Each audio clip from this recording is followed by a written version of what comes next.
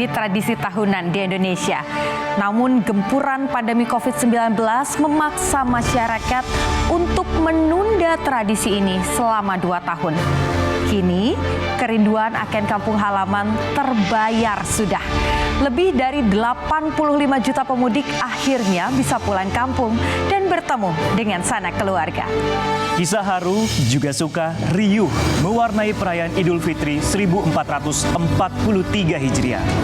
Sejak di perjalanan, tiba di kampung halaman hingga kembali ke perantauan memiliki kisahnya tersendiri.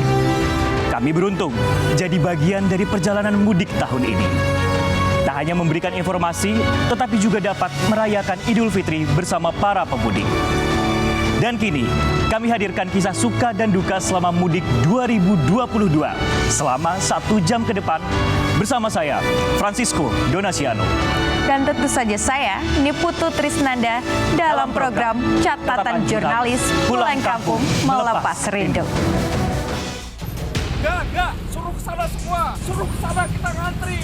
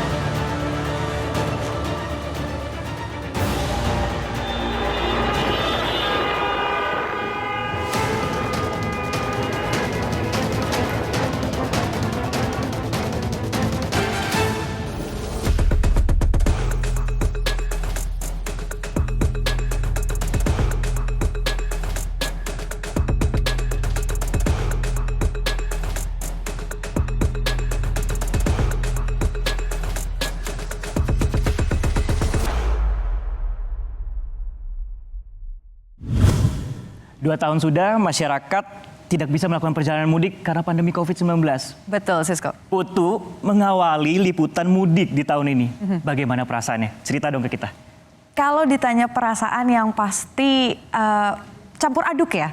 Karena saya juga bingung gitu. Ketika saya ada di lapangan, mau itu ketika sedang melihat bagaimana kondisi lalu lintas di tempat perantauan, bahkan ketika mereka balik, yang saya rasakan itu justru antusiasme dan rasa syukur dari para pemudik yang akhirnya bisa mudik. Inilah Sisko yang entah kenapa sampai loh kepada saya yang liputan di lapangan. Nah, kalau Sisko sendiri nih, berbeda dengan saya yang harus jaga 14 hari, tapi saya pantau juga kayaknya lumayan lama nih ngasih laporan ataupun juga live report dari titik KM 47 yang ada di tol Jakarta Cikampek. Ceritanya gimana?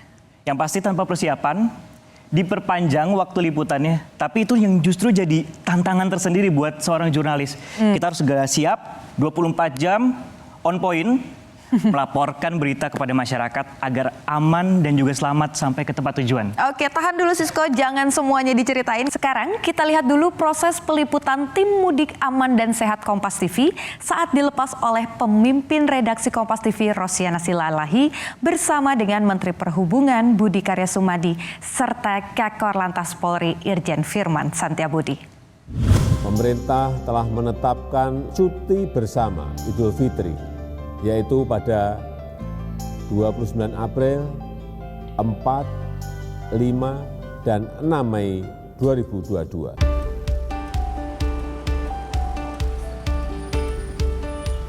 Leganya akhirnya bisa pulang kampung. Pengumuman yang disampaikan Presiden Jokowi ini disambut sangat antusias oleh 85 juta pemudik yang sudah memendam rindu berlebaran di kampung halaman. Sekali lagi, 85 juta pemudik. Angka yang luar biasa banyaknya ini menjadikan mudik lebaran tahun 2022 sebagai mudik dengan jumlah perjalanan tertinggi. Untuk di jalur darat saja ada 1,7 juta kendaraan yang meninggalkan Jakarta. Jumlah ini bahkan naik 9,5% jika dibandingkan dengan masa mudik sebelum pandemi, yakni pada 2019 lalu. Tujuannya pun beragam. Ada yang mengarah ke Trans Jawa, Bandung, Merak, hingga ke Bogor. Tak hanya di darat, Bandar Udara Internasional Soekarno-Hatta juga menjadi sangat sibuk melayani ratusan ribu pemudik. Counter-counter check-in pun dipadati antrian panjang calon penumpang yang sudah tak sabar terbang ke kota asalnya. Beruntung kami tim Kompas TV berkesempatan ikut merasakan kemeriahan mudik 2022. Tersebar di sejumlah titik, tim Kompas TV mengabarkan informasi kondisi lalu lintas, aktivitas pemudik di kampung halaman, hingga mengawal para pemudik kembali ke perantauan. 1, 2, 3. Pelepasan arus mudik Lebaran 2022. Aman dan juga sehat. Selamat sampai tujuan. Sehat-sehat selalu teman-teman semuanya.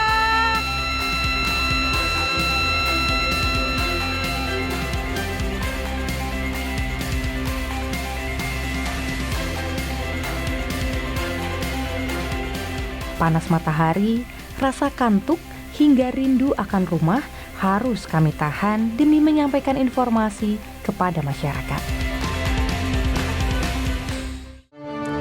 Tradisi mudik bagi masyarakat Indonesia adalah tradisi yang sudah mendarah daging. Diizinkannya mudik tahun ini tentu saja disambut dengan gegap gempita. Jumlah pemudik tahun ini bahkan lebih besar dari masa sebelum pandemi. Dan kalau saya boleh mengenang peliputan saya selama 2 pekan di Cirebon, Jawa Barat, tentu saja yang paling saya ingat adalah momen ketika takbir berkumandang dan tentu saja momen haru saat para pemudik berkumpul usai melaksanakan sholat Idul Fitri.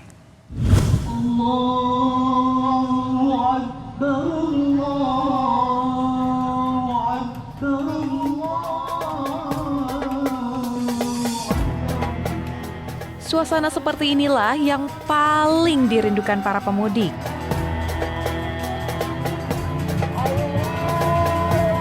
Alunan takbir akhirnya berkumandang di langit kota para wali.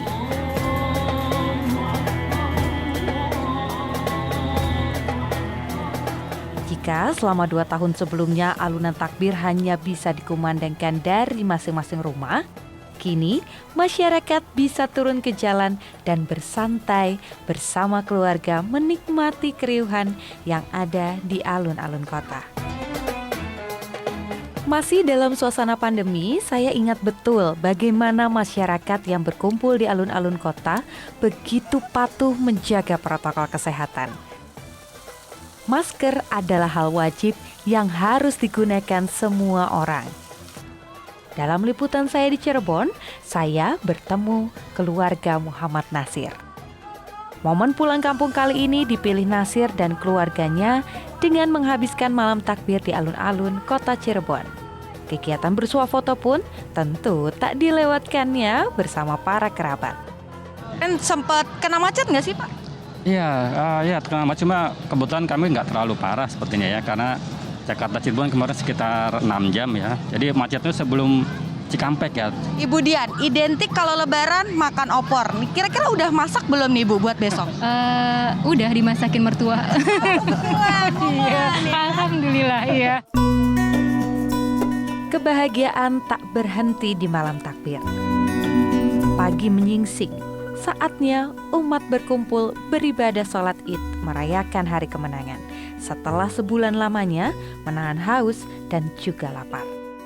Meski saya tak merayakan Idul Fitri, tetapi tak dipungkiri, air mata saya ikut menetes bahagia melihat bagaimana umat muslim akhirnya bisa merayakan Idul Fitri bersama sanak keluarga di kota asal mereka.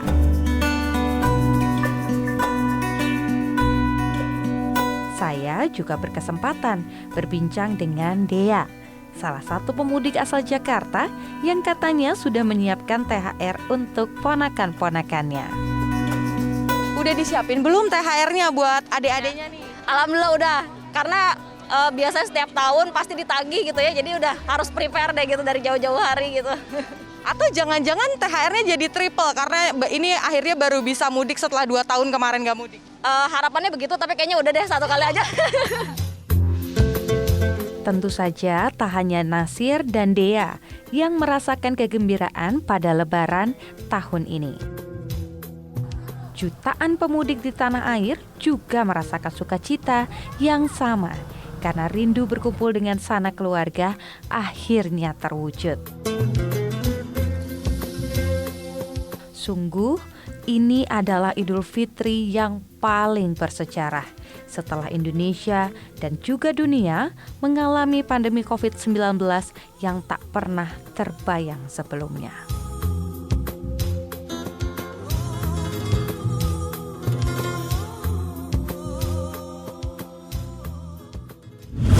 Nah, itu tadi secuplik kisah yang saya temui di lapangan.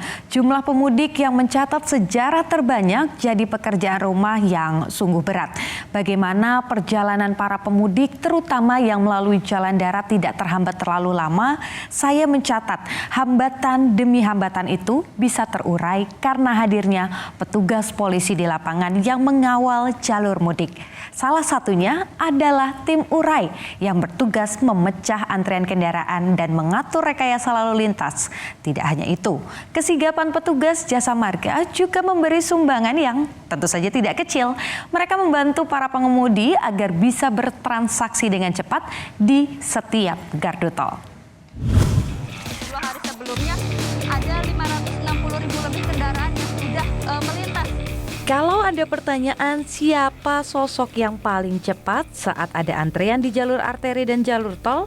Tentu saja jawabannya adalah tim urai dari kepolisian setempat. Dengan kendaraan roda 2, para petugas langsung menuju ke lokasi mengurai antrean kendaraan yang sudah mengular. Selain itu, saat ada kecelakaan, tim urai jugalah yang terjun ke lapangan untuk membantu para pengemudi. Salah satunya, ini dia, Brigadir Ferry Supriyanto yang bertugas menjaga kelancaran lalu lintas di kilometer 219 ruas tol Kanci Pejagan, Kabupaten Cirebon, Jawa Barat. Wajib sigap dan siaga membuat Brigadir Ferry rela menyantap makan siangnya di bawah bayangan motornya. Meski makan siang dengan nasi bungkus seadanya, Brigadir Ferry dan rekan-rekannya tetap terlihat sangat menikmati kondisi di lapangan.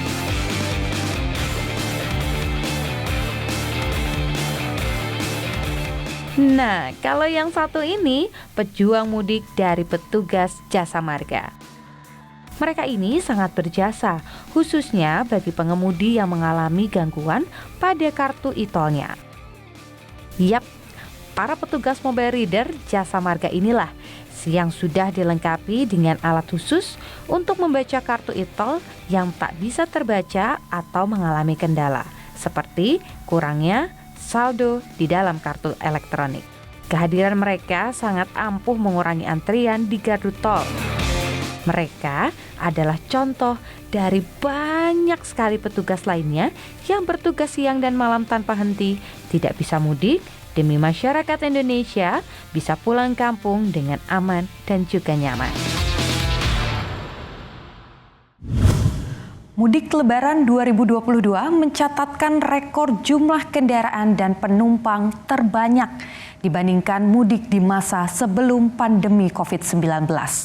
Angka kecelakaan pun turun sebanyak 30% dari mudik tahun 2019. Apa rahasia di balik sukses dan lancarnya mudik Lebaran tahun ini?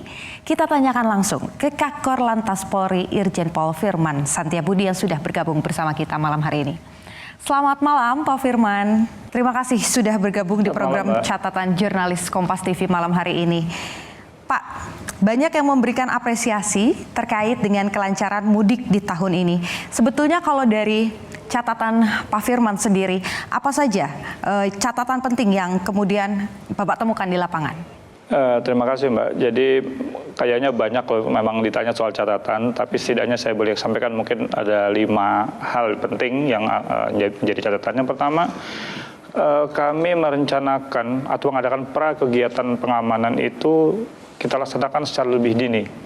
Dengan harapan kita memperoleh informasi, evaluasi, masukan, koordinasi dan sebagainya itu selengkap mungkin. Belanja masalah orang bilang.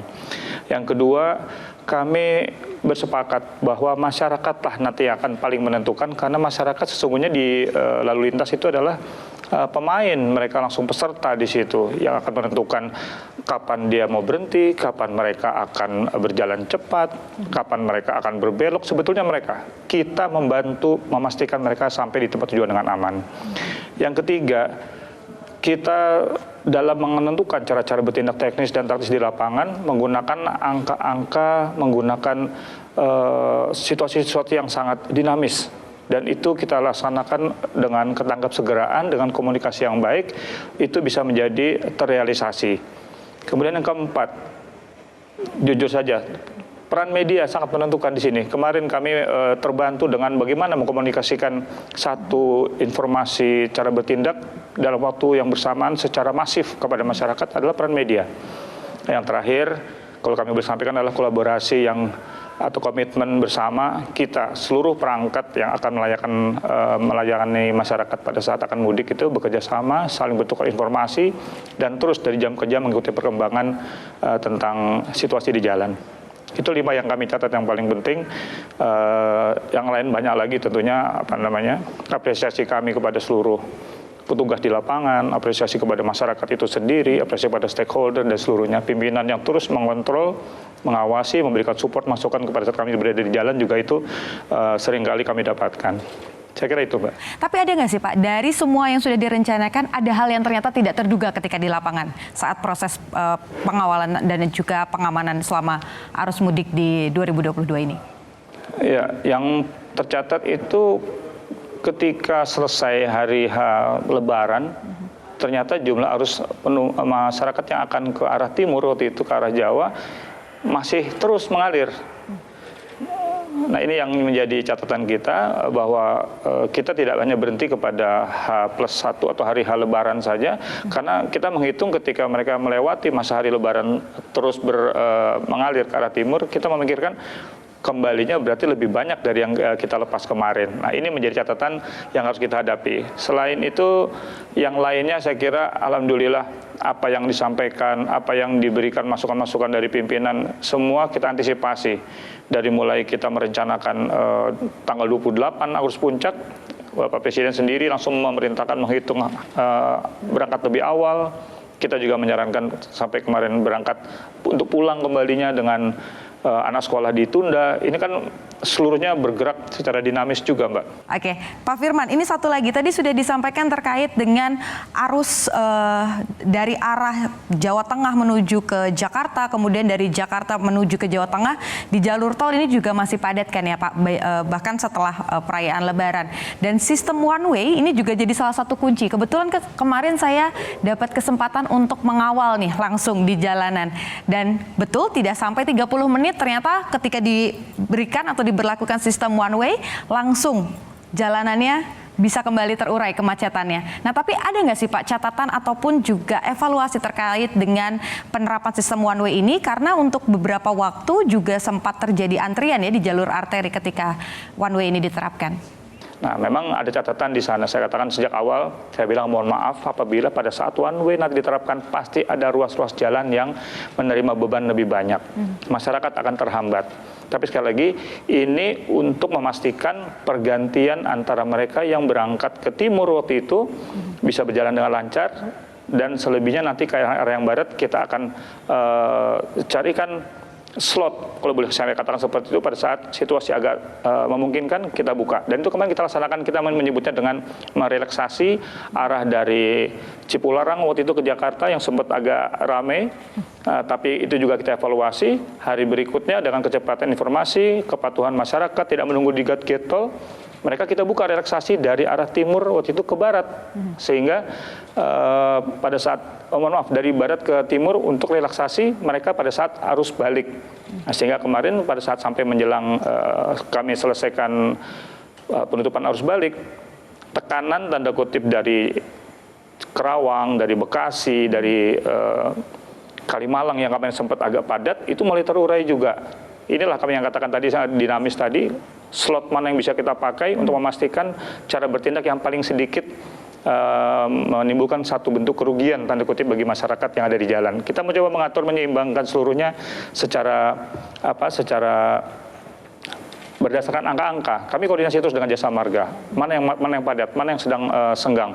Dan itu terus dinamis, 1 lajur untuk kontraflow, 2 lajur bahkan, dan itu bisa berubah antara 1 jam ke jam berikutnya. Nah ini perlu waktu, perlu komunikasi, dan perlu kerjasama antara semua pihak.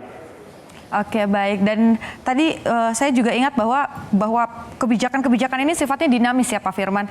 Bisa one way, bisa kontraflow sepenggal, dan itu kalau saya lihat di lapangan pembatasnya hanya rubber cone, pembatas dari karet. Dan tapi catatannya meskipun ada kontraflow sepenggal, ada 2 kendaraan di 1 lajur dengan arah berbeda, ini jumlah kecelakaan justru menurun nih Pak. 30% lebih rendah jika dibandingkan dengan tahun 2019. Nah, kata kuncinya apa nih Pak kalau terkait dengan ini yang bisa disampaikan atau temuan dari pihak kepolisian selama mengawal arus mudik dan juga balik 2022? Ya, antara satu CB dengan yang lain tentunya ada alasan dan ada saling keterkaitan. Kalau kita bisa yakinkan dengan one way itu waktu tempuh menjadi semakin pendek, masyarakat tidak akan bercapek-capek, berlelah-lelah di jalan. Nah, ketika lelah fisik, lelah psikologis karena macet, kemudian harus berhadapan dengan jalan yang hanya dibatasi dengan rubber cone tadi itu, ini sangat tinggi potensi rawannya. Sehingga ketika kami meyakini bahwa waktu tempuh yang mereka dapatkan ini sekarang lebih singkat, kebugaran masih terjamin, kami toh tetap juga menyarankan yang capek itu ya istirahat dulu. Kami tetap melihat dengan kecepatan tertentu, apabila ini masih memungkinkan, kita akan tetap laksanakan secara kontraflow. Tapi ketika mulai renggang, kecepatan makin tinggi, nah ini ada potensi bahaya. Itu yang kita mulai geser lagi, tarik lagi, buka tutup arus untuk memastikan dengan kecepatan tertentu, artinya apabila terjadi kecelakaan, fatalitasnya juga tidak tinggi. Intinya adalah konsentrasi bukan hanya bagi para petugas yang pasti konsentrasinya juga harus 100% ya mengawal mudik dan juga balik 2022, tetapi juga konsentrasi pengemudi ini jadi kunci utama dalam kesuksesan mudik 2022 yang sudah kita lewati kemarin.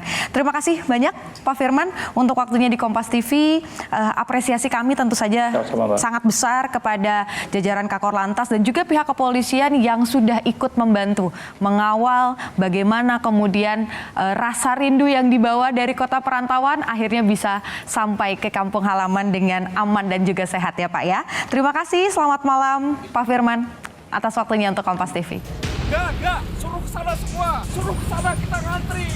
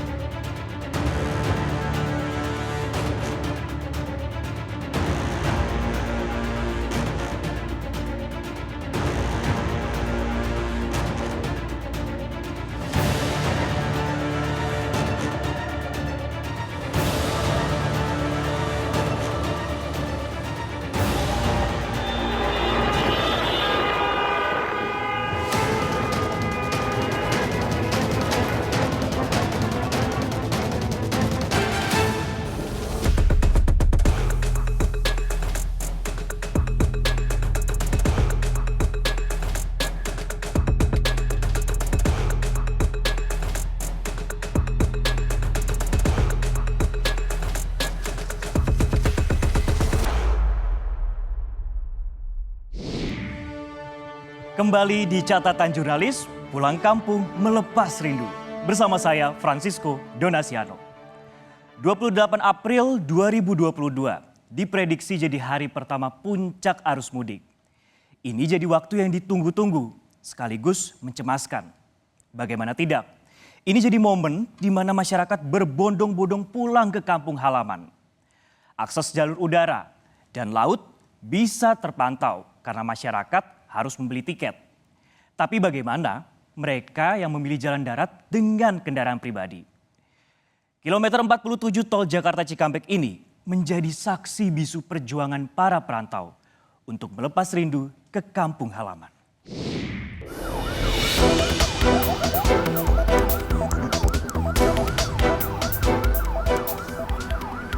Di titik inilah kita bisa melihat bagaimana para pemudik mau taat aturan dan bersabar. Kendaraan pemudik harus menunggu secara bergiliran melintasi pertemuan lautan kendaraan.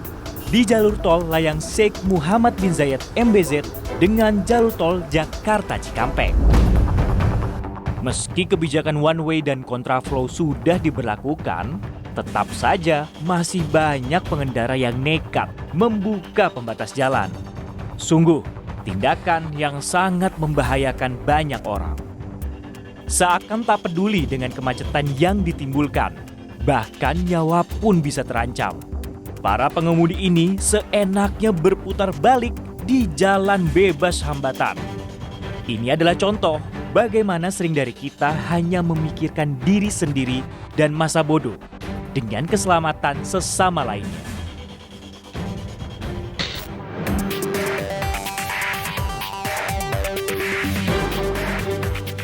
Emosi warga yang meluap akibat macet juga terjadi di dalam tol Cipularang arah Jakarta. Dari video amatir yang direkam warga ini, terlihat sejumlah pengendara arah Jakarta nekat memasang pembatas atau barir ke tengah jalan untuk menghalangi arus lalu lintas ke arah Bandung. Para pengendara ini mengamuk karena merasa terjebak macet sejak dini hari dari kilometer 82 Jatiluhur, Purwakarta, Jawa Barat. Dan yang juga sempat menjadi sorotan adalah aksi seorang penumpang mobil mewah memaki-maki polisi dari Polres Tasikmalaya yang tengah mengatur lalu lintas. Penumpang bernama Ferianto ini tak terima kendaraannya yang tengah terjebak macet dialihkan ke Cisinga menuju Garut. Polisi pun menghentikan kendaraannya. Ferianto mengakui dirinya salah paham dan tidak mengetahui jika anggota polisi sedang melakukan pengalihan jalur. Kami mohon maaf karena tadi ada sedikit miskomunikasi, pengalihan jalur, terus sedikit ada ketegangan, tapi kami mohon maaf dan kita sudah selesaikan dengan baik. Terima kasih. Warga di media sosial mengecam kesombongan Ferianto yang mempertontonkan arogansi. Padahal semua pemudik juga mengalami hambatan yang sama. Emosi dan ketidaksabaran pemudik juga terjadi di dermaga eksekutif Pelabuhan Merak, Cilegon, Banten. Sejumlah pemudik pengendara mobil nekat menyingkirkan sejumlah pembatas jalan agar bisa segera masuk ke kapal penyeberangan. Ketidaksabaran mereka ini tidak boleh jadi contoh. 2 kali dipindah, ternyata setelah sampai di sini terakhir kali, dia bilang ini bukan tempat eksekutif. Nah, katanya kapal eksekutifnya tidak ada. Kalau mau yang reguler juga tidak ada. Sekarang gimana dibahas ini, Pak? Kita nggak tahu. Kita mau apa? Yang punya aturan bukan kita. Kita ikuti aturan. Perjalanan mudik Lebaran tahun 2022 ini menguji kesabaran para petugas di lapangan. Bekerja siang malam setiap hari tanpa kenal lelah dan waktu libur. Itu pun kerap menjadi target luapan emosi dan kemarahan pemudik yang tidak sabaran.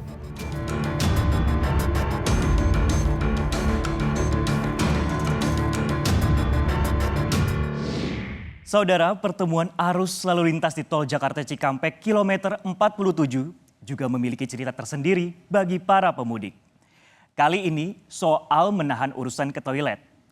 Akibat tertahan berjam-jam di atas tol layang MBZ, maka ada satu spot yang menjadi lokasi andalan bagi mereka yang sudah tak tahan ke kamar kecil.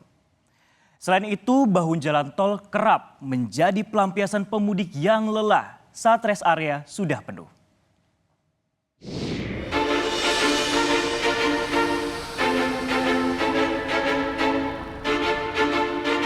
Lokasi ini sebenarnya bukan rest area. Titik ini seharusnya diperuntukkan bagi petugas kepolisian dan jasa marga untuk memantau pergerakan pemudik yang melintas di kilometer 48 tol Jakarta Cikampek. Tapi karena minimnya rest area bagi pemudik yang menggunakan jalur tol layang MBZ, membuat banyak kendaraan memilih menepi di lokasi ini begitu turun dari tol layang. Perjalanan untuk menemukan toilet di lokasi ini bukan perkara mudah. para pemudik harus mendaki karena posisi toilet berada jauh di atas bahu jalan. Belum lagi, sesampainya di depan toilet, para pemudik masih harus mengantri karena hanya tersedia 2 bilik. Padatnya rest area juga berdampak pada kondisi di bahu jalan tol. Antrian kendaraan mengular di kilometer 84 Cipendei, Subang, Jawa Barat. Sejumlah pengendara ini memilih berhenti beristirahat di bahu jalan karena rest area ditutup petugas lantaran penuh. Akibatnya, kepadatan kendaraan di dalam tol semakin parah.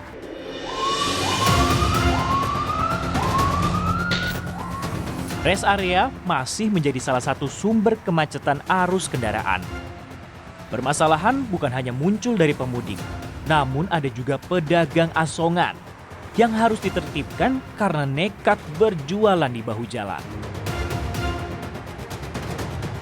Area yang sampai hari ini masih perlu terus ditingkatkan kinerjanya, terutama untuk bisa mengatasi pengguna jalan yang maksa untuk masuk ke rest area. Dan kuncinya adalah menambah jumlah petugas dan juga menambah adanya rubber cone atau traffic cone yang ada di pintu sisi luar bahu jalan dari rest area tersebut. Nah, agar kita tidak menambah kemacetan di rest area, maka para pemudik jangan lagi dong memaksa masuk ke rest area yang sudah penuh. Apalagi jangan sampai nekat berhenti di bahu jalan karena bisa membahayakan diri kita maupun pengemudi lain.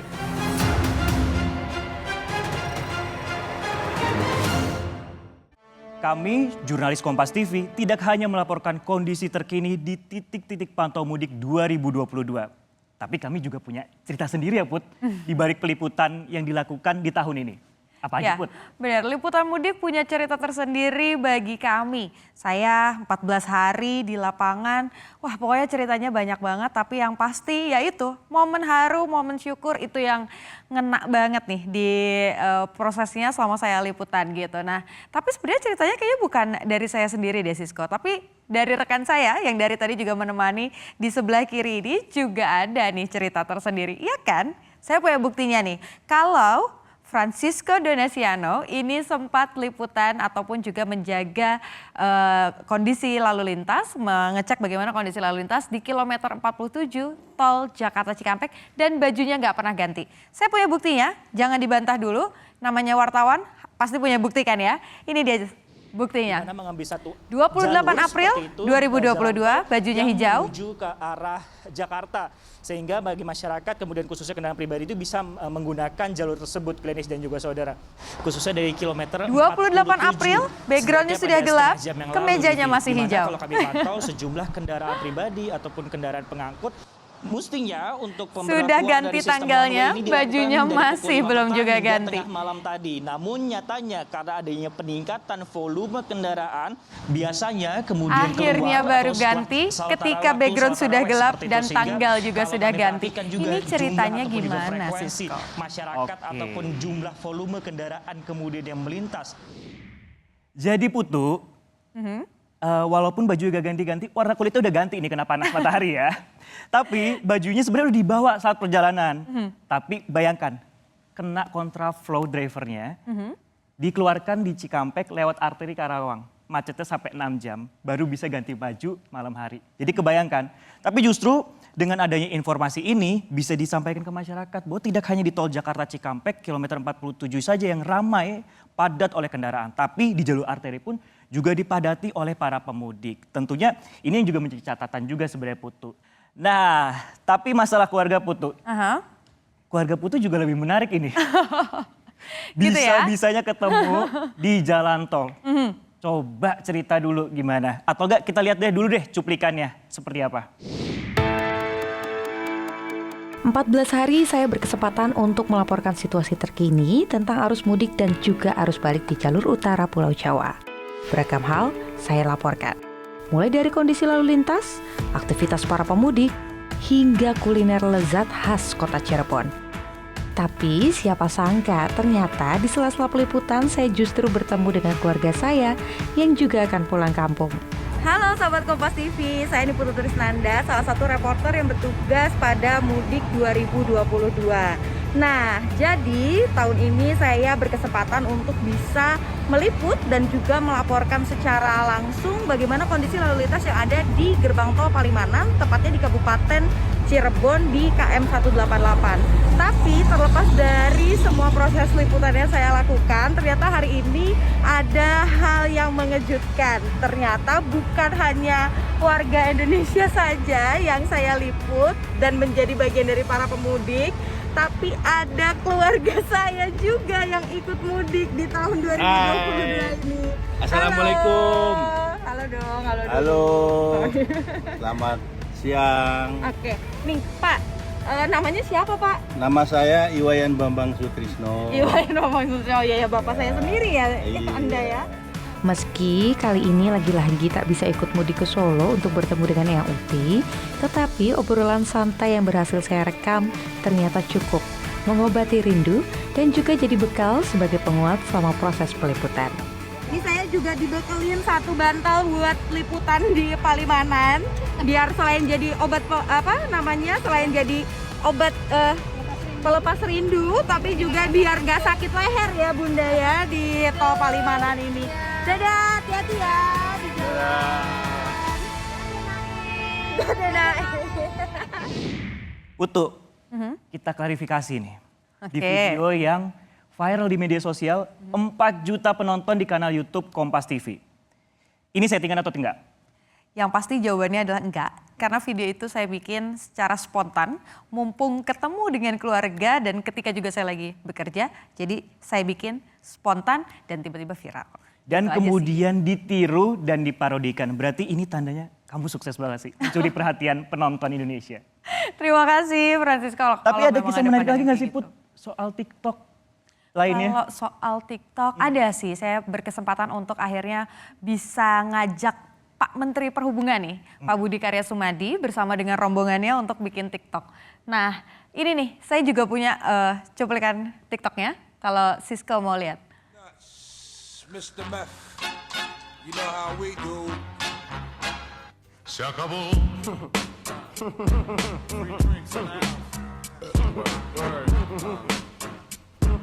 Waduh, ternyata Pak Budi Karya Sumadi luas juga ya Put ya? Betul, saya ajak minder jadinya karena ternyata beliau lebih jago gitu. One take oke loh Sisko itu, Wow. sekali take langsung jadi. Putu, kita juga harus mengucapkan terima kasih kepada Kementerian Perhubungan dan juga pemerintah, kemudian berbagai pihak, mulai dari TNI Polri, yang nggak kenal capek mengurai kemacetan di titik-titik yang macet saat mudik 2022. Juga PT Jasa Marga selaku penyedia jasa layanan tol. Ya Sisko, tapi ada satu nih yang nggak boleh dilupain loh, ucapan terima kasih yang paling besar tentu saja disampaikan kepada masyarakat yang sudah patuh sehingga bisa terselenggara mudik aman dan juga mudik sehat 2022. Akhir kata saya Francisco Donasiano. Dan saya Niputu Trisnanda pamit. Terima kasih sudah menyaksikan catatan jurnalis Pulang Kampung Melepas Rindu. Tetaplah di Kompas TV, independen, terpercaya. Kita akan bersama-sama melepas kepergian dari tim arus mudik Lebaran 2022. 1, 2,